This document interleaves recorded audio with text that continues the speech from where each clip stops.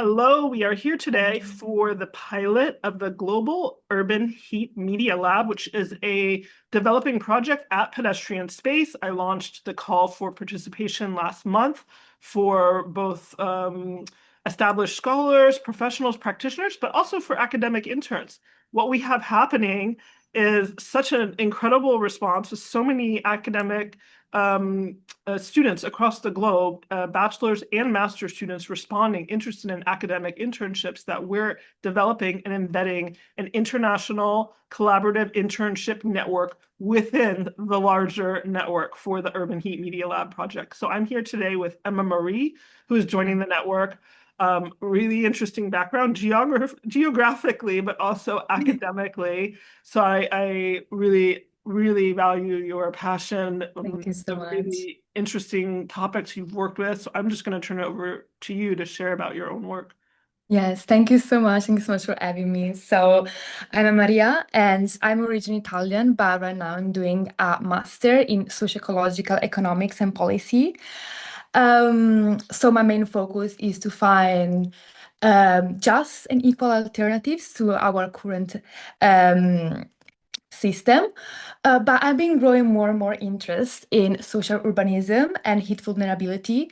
First of all, because I did my bachelor in Venice and I studied how the urbanism of Venice and the city planning is now mainly focused on tourism and the impact it has on the social life and ecological life of the island. And then during my master, I did a bunch of research on the social vulnerability side of heat exposure. My most recent one was about Johannesburg, where I studied the world level heat vulnerability with a focus on the social vulnerability part and the unequal adaptive capacity in the city. So yeah, I'm very happy to take this opportunity to build more skills about that, as I would like to mainly focus on this topic for my thesis. Yeah, I love that. Before we started recording, you were sharing Yeah. about the great appeal of working on teams, which is going to be Yeah. available to students in the network. But you had also shared with me, which I loved hearing, because it's really interesting to hear how people came to this network, how people are coming to this Mhm. network just in the past Yeah. few weeks. How when you found out about the project and what drew you to the pilot and this network idea. Yeah, first of all, like the title itself, the fact that it was focused on heat vulnerability, and that was exactly what I was working. First of all, because in October I'm gonna start for my course a team project on different social municipalities in Europe and how they face heat vulnerability, especially through like green spaces.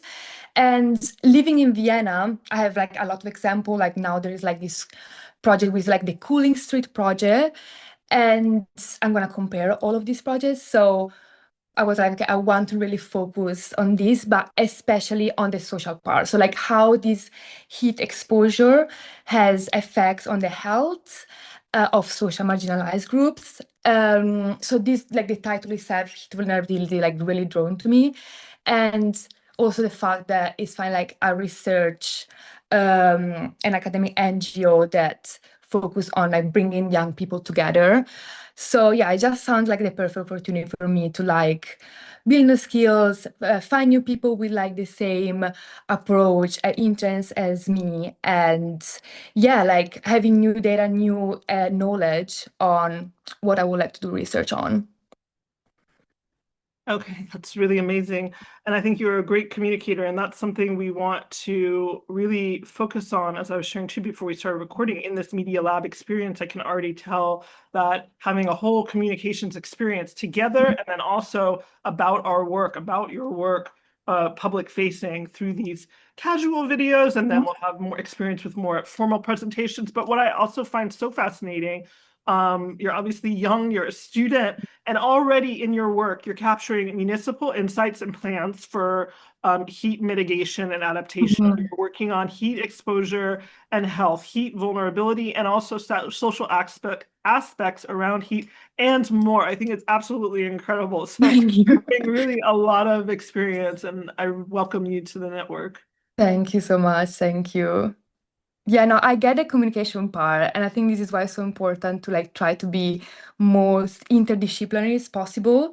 Because if you go online, you see all these like maps on like heat index, but they're just like mainly focused on like buildings or like the urban side.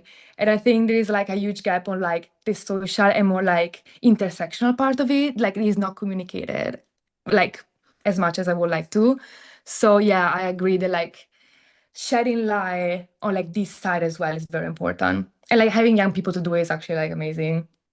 Yeah, having young people do is great, and I'm Yeah. absolutely floored by the talent and the passion of people such as yourself coming to the network who also totally get it.